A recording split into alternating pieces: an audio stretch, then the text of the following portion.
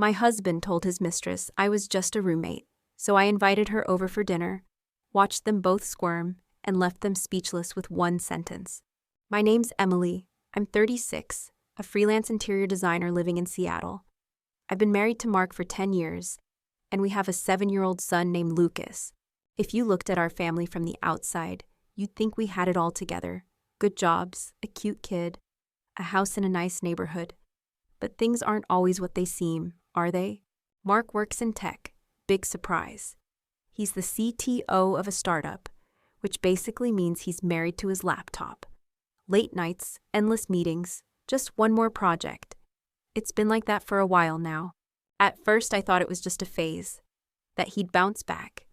But slowly, without even realizing it, I became the only one holding the fort, running the house, parenting, cooking, working, breathing, all while trying not to fall apart. I didn't have time to feel resentful. I was too busy surviving, but eventually I hit a wall.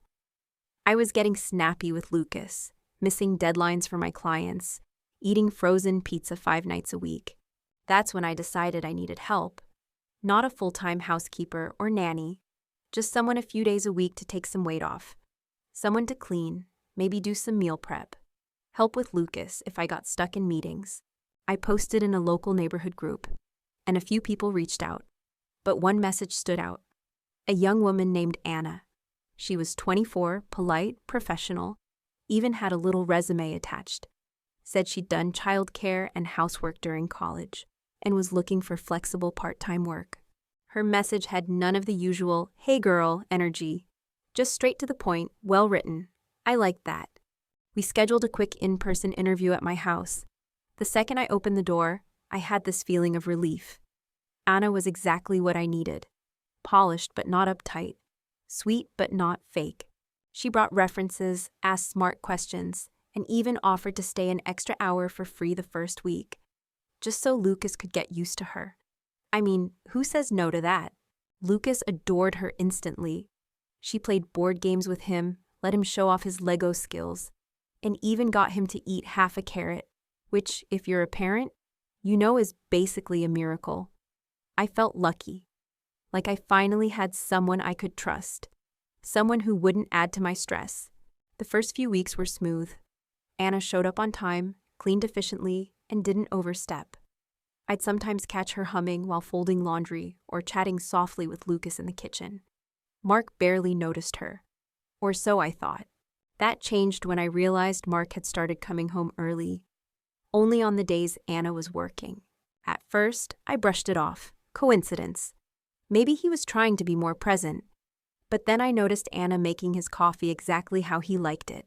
Black, no sugar, splash of almond milk. That was odd. I'd never told her, and she'd never asked.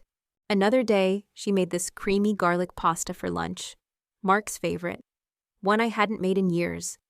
I asked her where she got the recipe. She said, "Oh, I just guessed." Lucky pick, I guess. But her smile didn't quite reach her eyes. It kept happening, little things. Anna knowing what brand of cereal Mark hated, mentioning a story from a friend in tech that sounded suspiciously familiar. One day, Lucas casually said, "Daddy told me not to tell you he saw Anna at Whole Foods last week." I felt a pit in my stomach. Why would my husband run into our housekeeper and keep it a secret? Still, I didn't confront anyone. Not yet. I needed more than vibes. And then it happened. One afternoon, I came home early from a meeting. The house was quiet. I figured Anna was in the kitchen, so I dropped my bag and walked down the hallway. That's when I heard her voice, soft, playful, on the phone. "I'm at your place now. Yeah, your wife's out. Don't worry." I froze. "Your place? Your wife? Don't worry." I turned the corner and stepped into the kitchen. Anna was leaning against the counter, phone to her ear, smiling. Until she saw me, her face drained of color in an instant. She dropped the phone into her tote bag so fast it nearly fell off the counter. We just stood there, in silence. No one moved. I tilted my head and smiled. Well, this is awkward. I didn't fire her. I don't even know why. Maybe I wanted to see how far she'd go. Maybe I needed to be sure. No room for doubt, No chance Mark would twist it into some crazy misunderstanding. Or maybe, somewhere deep down, I wanted her to feel exactly what I was feeling. I didn't say a word about the phone call. Not that day, not the next. Anna came back to work as scheduled. She looked nervous, of course. Flinched a little when I walked into the room. But I didn't confront her. I smiled, made small talk, and even asked if she'd like to stay for dinner with us sometime. She said yes. And that's when I knew. Guilt didn't make her run. Curiosity, pride, I didn't know. But if she wanted to sit at my table, I was going to let her. That week, I planned everything. I cooked Mark's favorite meal, slow-roasted chicken with lemon and rosemary, garlic mashed potatoes, and homemade chocolate mousse. I set the table with our good plates, lit candles, played the jazz playlist we used at our wedding. Mark texted he'd be home by 6. I said, "Perfect. Anna's staying for dinner." There was a pause in his reply. Just one word came back. "Really?" "Really." He walked in the door like someone entering enemy territory. His eyes scanned the room, landed on Anna sitting on the couch with Lucas, reading Where the Wild Things Are. She looked up at him like a deer caught in headlights. I pretended not to notice. We sat down at the table, just the 4 of us, a family. Or something pretending to be one. At first, it was awkward. Choking silence between bites of food. Lucas, bless him, tried to lighten the mood. Asked Anna if she'd ever seen Dad dance funny when no one was home. Asked me why the table was fancy like Christmas. I laughed. Said I just wanted a nice night together, that we didn't do it enough. Then I started telling stories about when Mark and I met. How he showed up to our first date wearing mismatched shoes because he was so nervous. How he proposed to me in the middle of a thunderstorm with a ring that barely fit. How we almost named Lucas Dylan, until I reminded him that was his ex-girlfriend's name. Anna didn't touch her food after that. I talked about the first apartment we rented, how broke we were, how we used to eat ramen on the floor and pretend we were in Tokyo. I described the time I got food poisoning, and Mark held my hair back while I threw up for 6 hours straight, and still kissed me goodnight afterward. I didn't look at Anna while I told these stories, but I could see her reflection in the wine glass. Her hands trembled, her eyes glistened. Mark didn't say a word. Lucas asked, "Mom, can I draw a picture of tonight?" I said yes, of course. He ran to grab his crayons. I cleared the table, still talking, my voice steady, like I was reading from a well-practiced script. Anna helped me carry the dishes to the sink. When we were alone, I finally looked at her, really looked. She whispered, "I didn't know. I thought—" I said nothing. She blinked, like she was about to cry, then excused herself to grab her bag. At the door, she turned to me and said, "I'm sorry. I won't come back." I just nodded. Mark followed her to the door but didn't say a word. When he turned back to face me, I was already pouring wine into the sink. He opened his mouth to speak, but I held up a hand. "Don't," I said. "Not tonight." The house was dead quiet after Anna left. Not even the usual hum of the fridge. Mark closed the door behind her, then just stood there, like a kid caught shoplifting but too proud to admit it. He finally turned toward me. I didn't let him finish. "Don't. Not yet." I was still holding the empty wine glass. My hand wasn't shaking, my voice wasn't raised. But inside, everything felt scorched. Mark slowly walked into the living room and sat down, elbows on his knees, like he'd just run a marathon. He didn't even try to pretend. "I didn't mean for it to go that far," he mumbled. That far. As if there's a metric for betrayal. I sat across from him, not beside him, across. Like a boundary line he couldn't cross anymore. "How long?" I asked.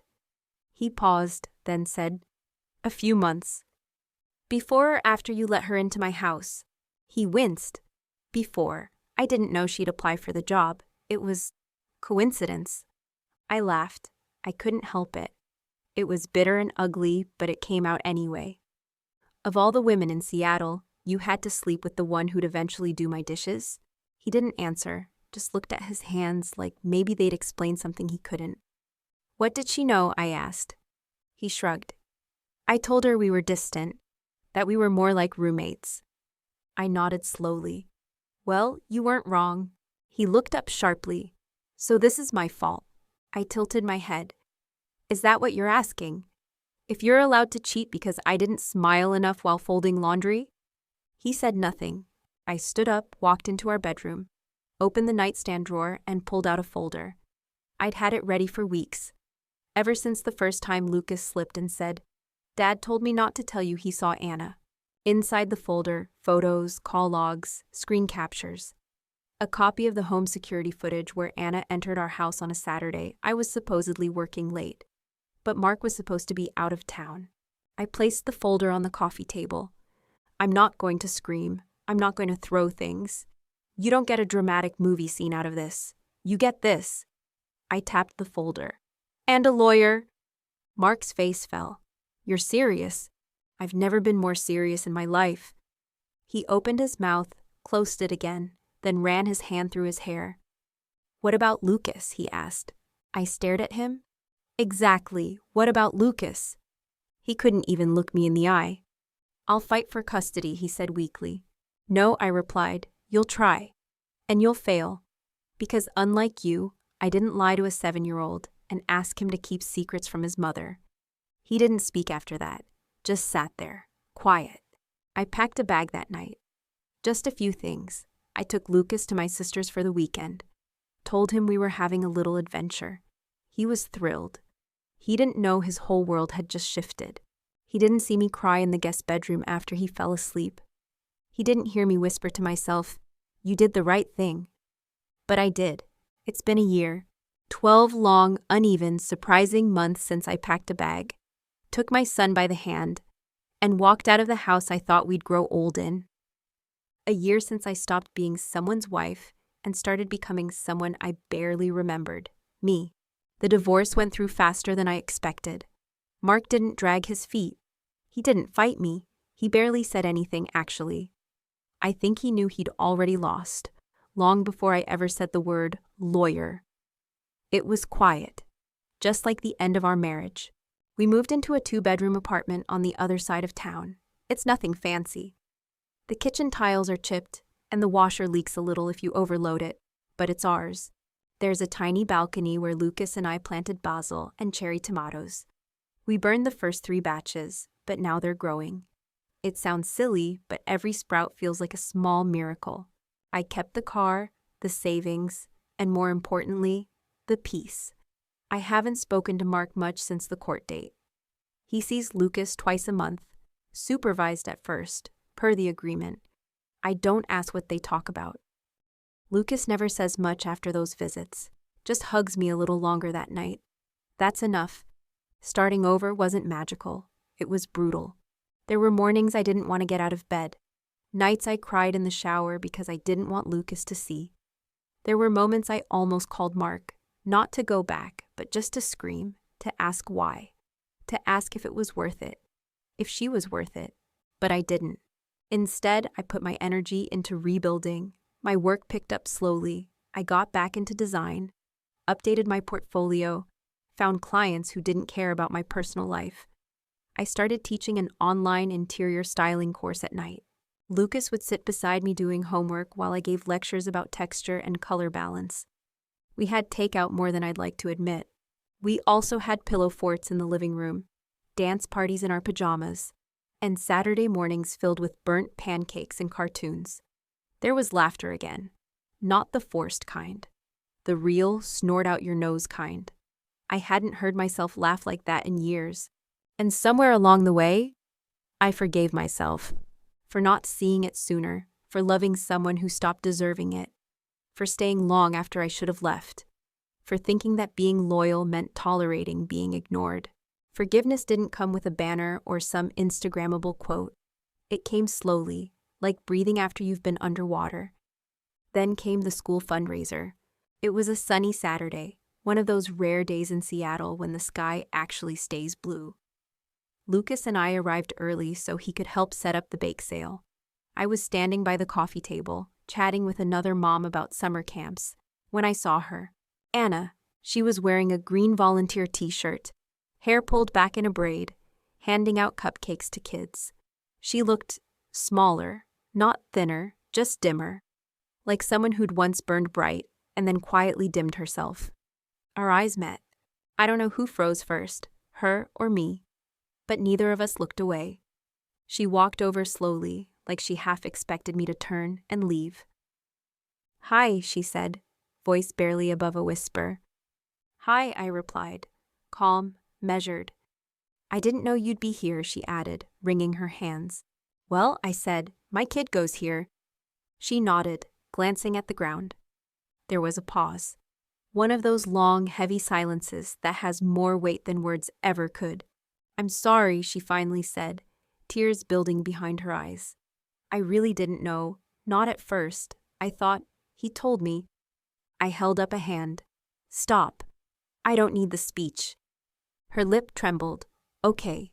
Another pause. Then I added, "I believe you didn't know. At least not at first, and I believe you regret it." She blinked. A single tear rolled down. "I'm not angry anymore," I continued. "You don't need to carry that." She looked stunned. "You're serious?" I nodded. "I forgave you, but not for you. For me. I needed to let go of all of it." She exhaled like she'd been holding her breath for a year. "Thank you," she whispered. I gave her a small smile. Not warm, not cold. Just done. Then I walked back to Lucas, who was trying to carry 2 giant cookies without dropping them. He grinned when he saw me. "Mom, I saved you the biggest one." And just like that, the past faded. That night, after brushing his teeth and reading 3 chapters of a pirate book, Lucas fell asleep under the glow-in-the-dark stars we stuck on his ceiling. I watched him for a while, his little chest rising and falling, his hand still curled like he was holding my finger in a dream. I lay down next to him, whispered, "We're okay now." And for the first time in a very long time, I truly believed it.